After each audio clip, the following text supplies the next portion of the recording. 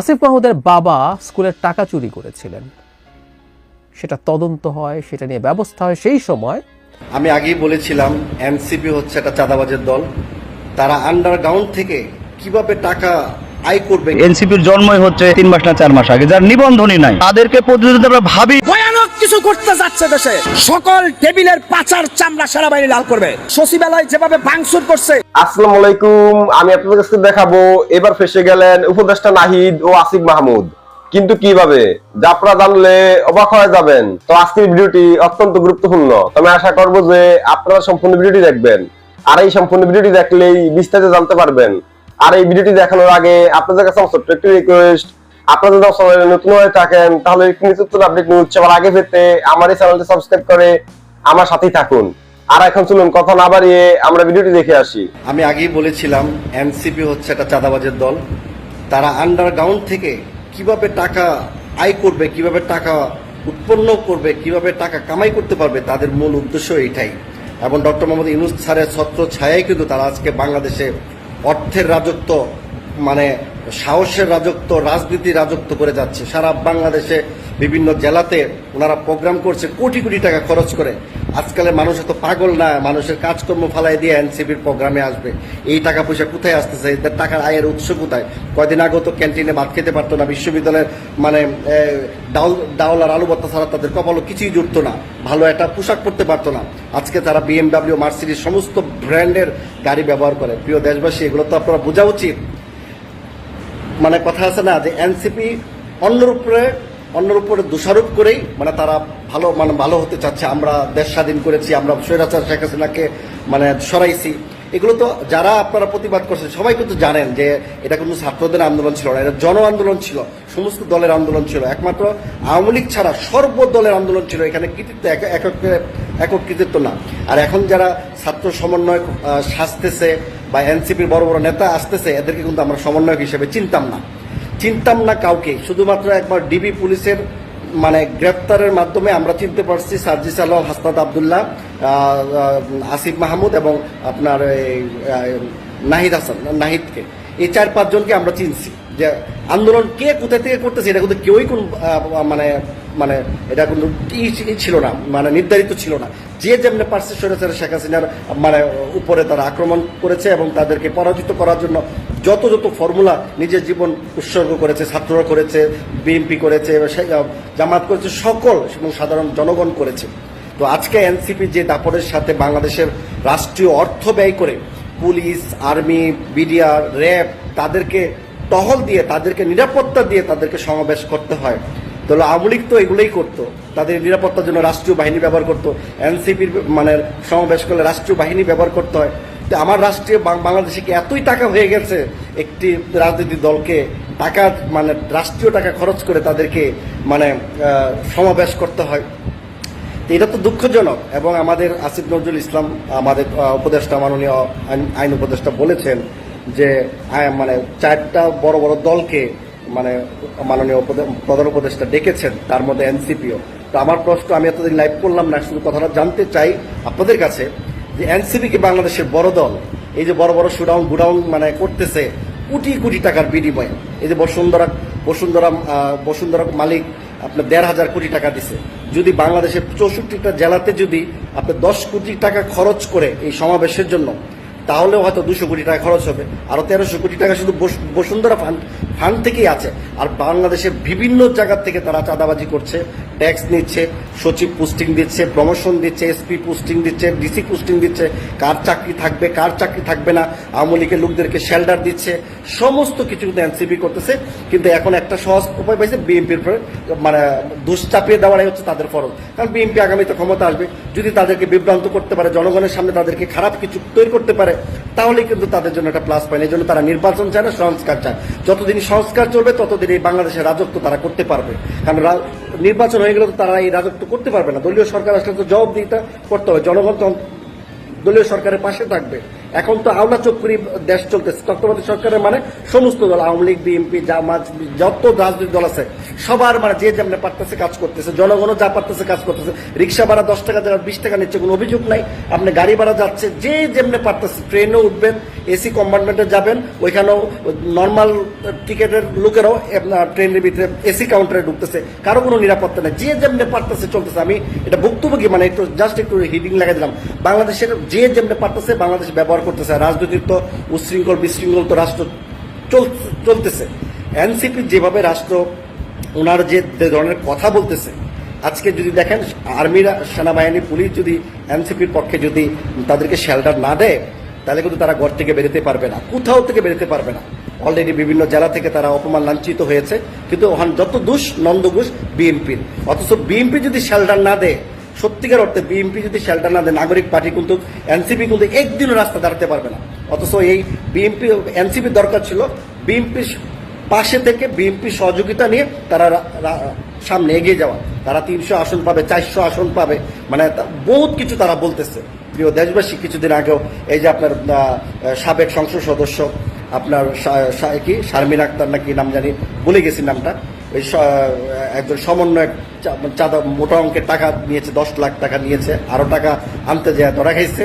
হ্যাঁ, আবার ওই সমন্বয়কের ছবি আবার নাহিদ হাসানের, নাহিদের সাথে আছে, নাহিদের সাথে তার বিবৃতি দিচ্ছে, নাহিদের জন্য আমরা এই করব সেই করব, বহুত কিছু, মানে এইগুলো দাপট দেখায় নাহিদের সাথে ছবি দেখায় বড় বড় জায়গায় চাঁদা দিচ্ছে, আর এগুলা দলীয় ফান্ডে জমা দিচ্ছে। কিছুদিন আগেও দেখেছেন একজন মহিলার কাছে 7 লাখ টাকা নিছে, এর আগেও আরো প্রচুর টাকা নিছে, 25-26 লাখ টাকা নিয়ে গেছে, 40 লাখ টাকা নিয়ে গেছে। এটা তো শুধু দরা খাওয়ার সময়, যখন দরা খায় না তখন বুঝবেন যে তারা কত হাজার হাজার কোটি টাকা কামিয়েছে। আমার তো মনে হয় যে তারা আওয়ামী লীগ 5 বছরে যে দুর্নীতি করেছে, এনসিপি 1 বছরে তার চেয়ে বেশি টাকা আয় করেছে। বিশ্বাস না হলে আস্তে আস্তে আপনারা টের পাবেন। আমি কিন্তু ডাইরেক্ট কথাগুলো বলে ফেলি, কারণ এই দেশটা আমার, কারণ আমরা দুর্নীতি করি না, দুর্নীতি করতেও দিব না, এটাই আমার প্রতিশ্রুতিবদ্ধ। নিজের খায়া দেশের জন্য কাজ করি, কারণ আমাদের কোনো আয়ের উৎস নাই। জনগণ যেন ভালো থাকে, আমার দেশ যেন ভালো থাকে, সেই প্রচেষ্টাই আমরা করি। তো যে যেখানে আছেন ভালো থাকবেন, আর আমার এই ভিডিওটা যেখানে পৌঁছবে অবশ্যই শেয়ার করবেন, প্রতিবাদ করবেন। আর যারা আমার নতুন পেজে আছেন অবশ্যই ফলো দিয়ে রাখবেন। ধন্যবাদ সবাইকে। আমাকে যদি কেউ প্রশ্ন করেন ডক্টর ইউনূস সরকারের যে উপদেষ্টা পরিষদ, তার কোন উপদেষ্টা এই সরকারের মান সবচেয়ে বেশি ডুবিয়েছে, আমার জবাব হবে আসিফ মাহমুদ সজীব ভুঁইয়া। এটা ইনফ্যাক্ট গতকালের ঘটনা যেটা সবার সামনে এসছে সেটার জন্য না, তার অনেক আগে থেকেই একটার পর একটা বিতর্কিত কাজ করে চলছেন, এবং তিনি ক্ষমতায় বা দায়িত্বে আছেন এখনো। এবং আমি ধারণা করি না, মোটামুটি নিশ্চিত জনাব আসিফ মাহমুদ একই জায়গায় থেকে যাবেন। এই ক্ষেত্রে ডক্টর ইউনূসের আচরণ বেশ খানিকটা আমার শেখ হাসিনার মতো মনে হয়। কিন্তু শেখ হাসিনার ক্ষেত্রে আমি একটা কারণ খুঁজে পাই, ডক্টর ইউনূসের ক্ষেত্রে কারণ খুঁজে পাই না। আমি সেই জায়গায় যাব। আমরা নিশ্চয়ই বাংলা ভিশন চ্যানেলের একটা নিউজ দেখেছি, লম্বা একটা রিপোর্ট, যেখানে আসিফ মাহমুদ সজীব ভুঁইয়ার বাবা তার এলাকায় কি করছেন এবং উপদেষ্টা পুত্রকে ভিত্তি করে এক ধরনের মাফিয়াতন্ত্র কায়েম করছেন তিনি, সেখানে রিপোর্টে তাই বলা হয়েছে। চ্যানেলটা বাংলা ভিশন স্বাভাবিকভাবেই এই চ্যানেলকে বা এই রিপোর্টকে ডিনাউন্স করে দেওয়ার চেষ্টা করা হচ্ছে, যেহেতু এই চ্যানেলটার মালিক জনাব ইশরাক হোসেন, মালিকদের মধ্যে তিনি আছেন, এবং কিছুদিন আগে জনাব ইশরাকের সাথে ঢাকা দক্ষিণের মেয়র হওয়া নিয়ে আসিফ মাহমুদ সজীব ভুঁইয়ার একটা সংঘাত ছিল। তাই প্রশ্ন কেউ করতেই পারেন, তুড়ি মেরে কেউ উড়িয়ে দিতেই পারেন যে সেই ধারণার বশবর্তী হয়েই সেটার জন্যই তিনি আক্রমণাত্মক হয়েছেন জনাব আসিফ মাহমুদের বিরুদ্ধে। ব্যাপারটা কি এতটা সরল? আমি প্রত্যেককে অনুরোধ করব, এর মধ্যে অসংখ্য মানুষ এটা দেখেছেন, আমি তারপরও প্রত্যেককে অনুরোধ করবো রিপোর্টটি একটু দেখে রাখার জন্য। এটা নিয়ে বিস্তারিত কথা বলার সুযোগ নেই, কয়েকটা ঘটনার এখানে উল্লেখ আছে, আমি সেটা জাস্ট গ্রসলি আপনাদেরকে একটু জানাই। কিছুদিন আগে মাদক ব্যবসায়ী এই অপবাদ দিয়ে একই পরিবারের মা, কন্যা এবং পুত্রকে পিটিয়ে কুপিয়ে পাথর দিয়ে থেতলে হত্যা করা হয়েছিল। বিভৎস একটা মব। এখন বাংলাদেশে তো আবার মব এভাবে না স্পন্টেনিয়াসলি তৈরি হয় না, পরিকল্পনা করে এক ধরনের মব, মানে মবের মতো দেখানো হয়। আসলে এগুলো আসলে মব না সেই বিবেচনা, যেহেতু এগুলো পরিকল্পিত। এখানে দেখা যায় যে ঘটনাগুলোর মধ্যে প্রচুর রাজনৈতিক দ্বন্দ্ব ছিল, এবং রাজনৈতিক দ্বন্দ্বগুলোর কারণেই আসলে এখানে হত্যাকাণ্ডটা হয়েছে, এই রিপোর্টে যা বলা হচ্ছে। এবং যে হত্যাকারী আছেন, যে মদদে হত্যা হয়েছে, তিনি জনাব আসিফ মাহমুদ সজীব ভূঁইয়ার বাবার আশ্রয়ে আছেন এবং তার খুবই ক্লোজ মানুষ এবং খুবই ইন্টারেস্টিং, একজন আওয়ামী লীগের সময় একজন আওয়ামী লীগ করা চেয়ারম্যান ওখানে এখনো বহাল তবিয়তে আছেন এবং জনাব আসিফ মাহমুদ সজীব ভূঁইয়ার বাবার সাথে তিনি ঘুরে বেড়ান এবং তাকে নিয়েই আসিফ মাহমুদ সজীব ভূঁইয়ার বাবা এই কাজগুলো করেন। আরও ইন্টারেস্টিং তথ্য আছে, আওয়ামী লীগের এমপি ছিলেন ওই সিটে যিনি, ইউসুফ আবদুল্লাহ হারুন সম্ভবত, তার ওখানে যখন নির্বাচনী ক্যাম্পেইন হয় সেই চেয়ারম্যান এবং আসিফ মাহমুদ সজীব ভূঁইয়ার বাবা আওয়ামী লীগের হয়ে সেই স্টেজে নৌকার পক্ষে ভোট চেয়েছেন, রিপোর্টে আছে এগুলো। সেই পরিবারের বেঁচে থাকা সদস্যরা পালিয়ে বেড়াচ্ছেন এবং তারা জীবনের হুমকির মুখে আছেন, কারণ তারা এই ঘটনার সাথে আসিফ মাহমুদ সজীব ভূঁইয়ার বাবা আসিফ মাহমুদ সজীব ভূঁইয়া একে দায়ী করছেন। এটা একটা ঘটনা। আরেকটা ঘটনার দিকে আমি একটু দৃষ্টি দিতে চাই। তিনটা ঘটনার কথা আছে, তিনটা পরিবার এলাকা ছাড়া এক ব্যবসায়ীর কথা আছে, আমি সেটার দিকে যাচ্ছি না। সবচেয়ে মর্মান্তিক এবং বিভৎস যে ঘটনা, এটা ভয়ঙ্কর, একটু আগে যেটা ঘটলো সেটা তো বিভৎসতম, এই ঘটনাটাও আমাদেরকে অনেক টাচ করবে। একজন স্কুল শিক্ষিকা, তিনি সনাতন ধর্মের,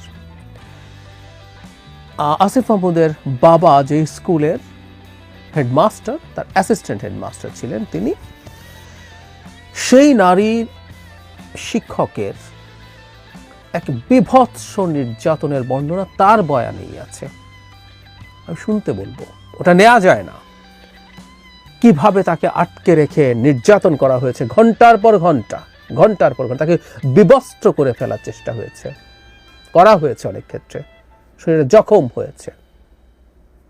এখানেও মব, পরিকল্পিত মব, এক আরেক নতুন জিনিস বাংলাদেশে।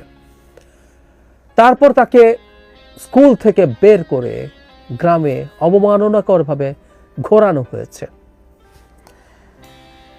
জানা যায় সেটা হচ্ছে আসিফ মাহমুদের বাবা স্কুলের টাকা চুরি করেছিলেন, সেটা তদন্ত হয়, সেটা নিয়ে ব্যবস্থা হয়। সেই সময় এই শিক্ষিকা সেই স্কুলেই ছিলেন, সেই ক্ষোভ তিনি উগরে দিয়েছেন, কারণ তার এখন হ্যাডাম তৈরি হয়েছে না, তার ছেলে উপদেষ্টা হয়েছে এবং এ ধরনের অক্ষম মানুষের হাতে, যে খুবই নন সিগনিফিক্যান্ট মানুষ, তার হাতে যখন ক্ষমতার হ্যাডাম যায়, তাদের পরিস্থিতি কোন জায়গায় যায় আমরা দেখতে পাচ্ছি। ছেলে বলি আর বাবা বলি, অত্যন্ত প্রান্তিক জায়গায় থাকা মানুষের হাতে ক্ষমতায় যাওয়ার এক বিভৎস পরিস্থিতি তৈরি হয়েছে। কোনো একদিন খোলামেলাভাবে হয়তো কিছু কথা বলবো। বিভিন্ন জায়গায় আরো নানান কিছু, ওর পুকুর দখল করো, মাছের যে পুরো সব চাষ হচ্ছে সেটা সহ দখল করে ফেলো, হেন কিছু নেই তিনি করছেন না। কোত্থেকে হয় এই ক্ষমতা আমরা খুব ভালো মতো জানি, না জানার কোনো কারণ নেই। তাকে যখন জিজ্ঞেস করা হয়েছিল, তিনি একবারই কথা বলেছেন ফোনে, তিনি দেখা করেননি। তিনি জানান যে তার ছেলে নির্বাচন করবে এই ভেবে শত্রুপক্ষ বা অন্য পক্ষ এসব করছে।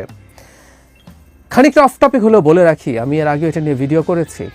একটা অধ্যাদেশ জারি হতে যাচ্ছিল এই অন্তর্বর্তী সরকার নিয়ে, যেটা উপদেষ্টা পরিষদে পাশ হয়েছে এবং আসিফ মাহমুদ উপদেষ্টা পরিষদের সদস্য হিসাবে সেখানে ছিলেন এবং তারা অ্যাগ্রি করেছেন। আমি দেখিয়েছিলাম ওটা, আমি এটা দেখাতে যাচ্ছি না, আপনারা যে কেউ খোঁজ নিলে জানবেন। অ্যাগ্রি করেছিলেন যারা এই সরকারে থাকবে তারা কেউ নির্বাচন করবে না।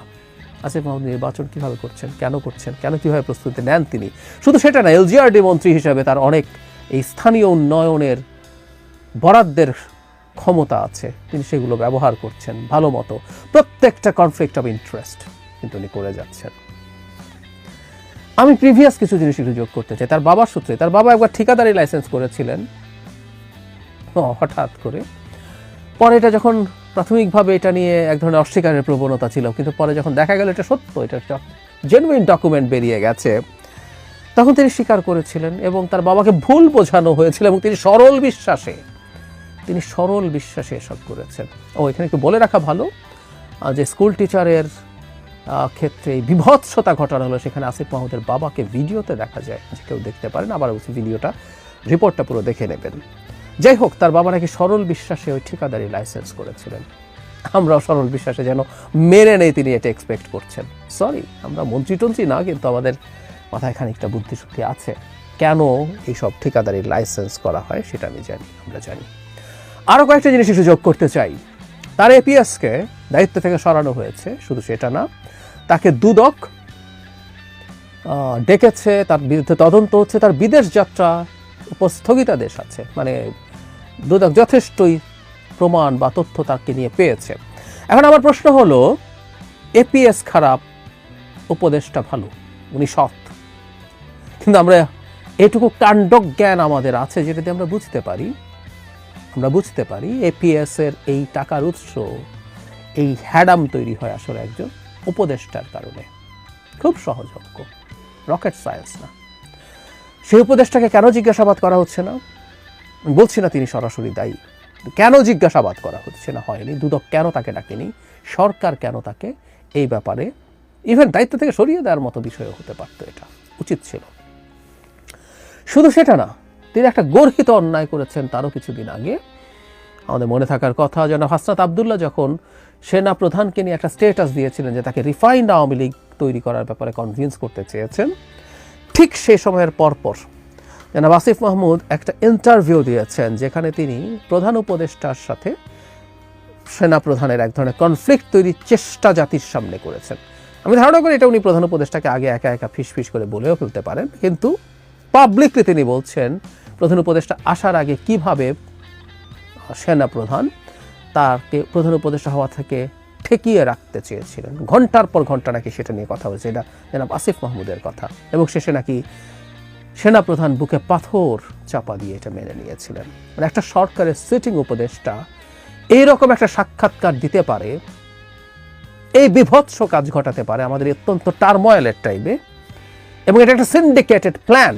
এবং এই আসিফ মাহমুদের এই সাক্ষাৎকার দেখিয়ে একজন খুব গুরুত্বপূর্ণ সোশ্যাল মিডিয়া ইনফ্লুয়েন্সার দাবি করেছিলেন যে এটা তার পরিকল্পিত, কারণ দুদিন আগে তিনি ওয়াকার কিছু একটা নেগেটিভ একটা কিছু পাবে, বোমা ফাটাবে, এটা উনি আগেই বলে রেখেছিলেন। পরে এই ভিডিওটা দেখিয়ে তিনি বলেছেন ওয়াকার সেটা পেয়েছে। তো তার মানে একজনের সাথে যোগ সাজসে তিনি এই কাজগুলো করছেন সরকারে বসে বসে, এবং তাকে রেখে দেওয়া হলো।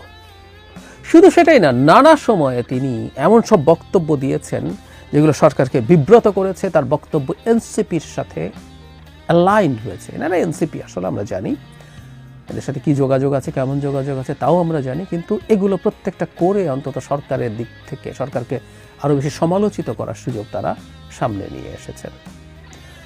এইসব কিছুর পরও, যেমন বিশেষ করে বাংলা ভিশনের এই ঘটনার পর জনাব আসিফ মাহমুদকে, কারণ যারা ভুক্তভোগী আছেন প্রত্যেকে, এই যে টিচার আছেন তার সরাসরি ছাত্র, যে সনাতন ধর্মের যে নারী টিচারের কথা বলছি, তার সরাসরি ছাত্র তিনি জনাব আসিফ মাহমুদ, এরকম প্রত্যেকের, মানে এটা না বোঝার কোনো কারণ নাই, একটা স্কুলের নন সিগনিফিক্যান্ট একজন হেডমাস্টার, নন সিগনিফিক্যান্ট একটা স্কুলের কীভাবে এতটা প্রতাপশালী হয়ে ওঠে, পাওয়ারফুল হয়ে ওঠে। সরকারের উচিত হতো আসিফ মাহমুদকে পদ থেকে অপসারণ করা। ডক্টর ইউনূস এই এত সব একটা ঘটনা না, এই এতগুলো যোগ করে সুষ্ঠু তদন্ত করা, সেটা নিয়ে পদক্ষেপ নেওয়া। কিন্তু আমি নিশ্চিত ডক্টর ইউনূস এটা করবেন না, তার এই প্রবণতা নেই। আমি আসলে জানি না কারণটা কি। শেখ হাসিনার সাথে মিলের কথা বলছিলাম, শেখ হাসিনা এটা করতেন না, কারণ স্বৈরাচারদের এক ধরনের টেন্ডেন্সিটাকে তো পোট্রে যে আমি অমনিপটেন্ট, আমি সব শক্তি আছে আমার, আমি কোনো ভুল করি না। শেখ হাসিনা নিজকে একটা গড লাইক ক্রিয়েচার মনে করতেন, তেমন তিনি ভুলের ঊর্ধ্বে, তিনি ফেরেশতা। ফলে তিনি কোনো রকম ডিজাস্টার ঘটানো মন্ত্রীকেও সরাতেন টরাতেন না। তো ডক্টর ইউনূস কেন সেটা করেন না? অথচ ইন্টারভিউতে খুবই বিনয়ের সাথে তিনি বলেন যে আমরা তো ভুল করছি, আমরা তো শিখছি, এটা আমাদের কাজ না। যদি এগুলো হয়েই থাকে, ভুল শোধরানোর তো চেষ্টা করা দরকার। স্বরাষ্ট্র উপদেষ্টা আটারলি ফেল করেন, তাকে সরানোর মতো কোনো পদক্ষেপ, কোনো পরিবর্তনের কোনো চিন্তা তার মধ্যে নেই। এটা হলো ইনএফিসিয়েন্সি। আর এখানে তো ক্রিমিনাল অফেন্সের অভিযোগ আছে, দুর্নীতির অভিযোগ আছে, এবং এলাকায় তার বাবার মাফিয়াগিরির অভিযোগ আছে, তাকেও সরাবেন না। চাকরিদাতা জনাব আসিফ মাহমুদ তো এই গল্পটা করেন যে তিনিই ফোন করেছিলেন। তো ডক্টর ইউনূস কৃতজ্ঞতা দেখাচ্ছেন, কৃতজ্ঞতা দেখাতে দেখাতে তিনি তার কত বড় সুনামের ক্ষতি করছেন উনি ধারণা করতে পারছেন না। এবং অবিশ্বাস্যভাবে ক্ষমতা চেয়ারে বসে একই ধরনের অন্ধত্ব সম্ভবত সবারই তৈরি হয়, কম আর বেশি। এটা তার মতো মানুষের কাছ থেকে আমরা এক্সপেক্ট করি নাই। উচিত হতো অবিলম্বে, এখন না আরো বেশ আগে, আসিফ মাহমুদকে এই ক্যাবিনেট থেকে সরিয়ে দেয়া উচিত হতো, কিন্তু না, সেটা করা হয়নি, করা হবে না। আমরা এই জিনিসগুলো জাস্ট জেনে রাখলাম, জেনে রাখা হলো। এগুলো আমাদের ভবিষ্যৎ বাংলাদেশের রাজনীতির জন্য খুবই গুরুত্বপূর্ণ হয়ে উঠবে নিশ্চয়ই। এনসিপির জন্মই হচ্ছে 3 মাস না 4 মাস আগে, যার নিবন্ধনই নাই, তাদেরকে প্রতিদ্বন্দ্বী আমরা ভাবি না, তারা বাচ্চা শিশু আমাদের কাছে। বিএনপির প্রতিদ্বন্দ্বী কখনো এনসিপি হতে পারে না, জামাত হতে পারে না।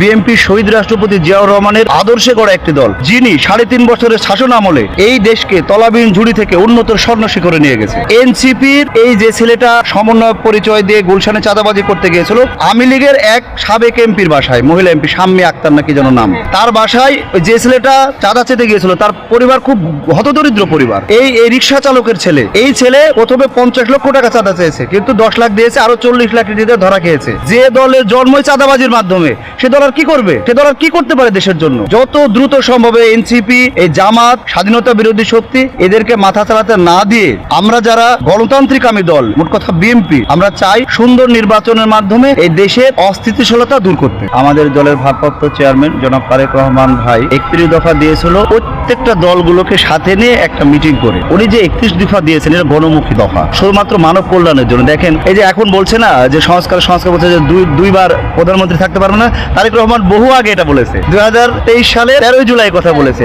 আপনারা যা এখন ভাবেন, তারেক রহমান আজ থেকে 10 বছর 20 বছর আগে তা ভেবে বসে আছে। আপনারা কিসের সংস্কার করেন? 31 দফা পড়লে আপনি পাবেন, সবগুলোই সংস্কারের মধ্যে আছে। ভয়ানক কিছু করতে যাচ্ছে দেশে, সকল টেবিলের পাচার চামড়া সেনাবাহিনী লাল করবে। সচিবালয় যেভাবে ভাঙচুর করছে, ওখানে স্লোগান দিচ্ছে যে আগের সরকার ভালো ছিল। একটা বিমান অ্যাক্সিডেন্ট হয়েছে, দেশ শোকের সাগরে ভেসে যাচ্ছে, সেখানে শেখ হাসিনার নাম আসবে কেন? এটা কি পাগলেও তো এই কথা বলার কথা না। বিমান বিধ্বস্ত হয়েছে, একটা অনাকাঙ্ক্ষিত ঘটনা ঘটেছে। রানা প্লাজা দশে পড়ছে না আওয়ামী লীগের আমলে? এখন বিমান বিধ্বস্তের পরে আপনি যদি বলেন হাসিনা পরে আবার নিয়ে আসো, তার মানে এটা পাগলের লক্ষণ। আওয়ামী লীগ যে দেউলিয়া হয়ে গেছে, এটাই তার জ্বলন্ত প্রমাণ। সেই বিমান বিধ্বস্ত হয়েছে, এটা একটা দুর্ঘটনা।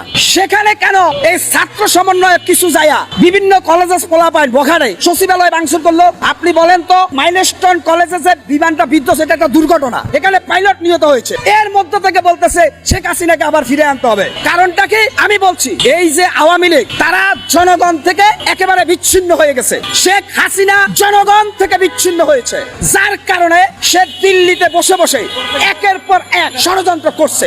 আওয়ামী লীগ, ছাত্রলীগ, যুবলীগের যেই সমস্ত সন্ত্রাসীরা বিভিন্ন জেলা এবং উপজেলায় সন্ত্রাসী করেছে, তারা সবাই ঢাকায় পালিয়ে আছে। এখন তারা কেউ অটো রিক্সা চালায়, কেউ বিভিন্ন গাড়ি ঘোড়া চালায়। দেশের মধ্যে একটা অঘটন ঘটে, তারা সেখানে ঢুকে হাঙ্গামা করে সরকারকে বিব্রত করতে চায়। এটা জনগণ খায় না।